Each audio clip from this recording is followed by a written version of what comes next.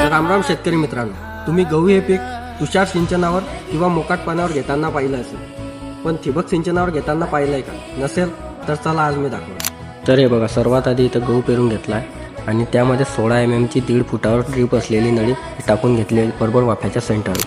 तर तुम्हाला प्रश्न पडला असेल की नळीने पूर्ण गव्हाला पाणी बसते का?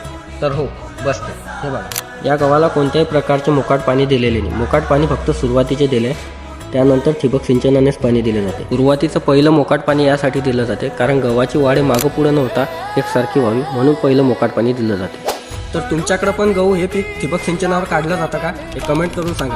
आणि आपला व्हिडिओ आवडला असेल तर आपल्या व्हिडिओला लाईक करा आणि तुमच्या शेतकरी मित्रांपर्यंत जास्तीत जास्त शेअर करा आणि आपल्या पेजला फॉलो करायला विसरू नका. तसंच आपलं यूट्यूब चॅनल PRB शेतकरी पुत्र याला पण सबस्क्राईब करून घ्या.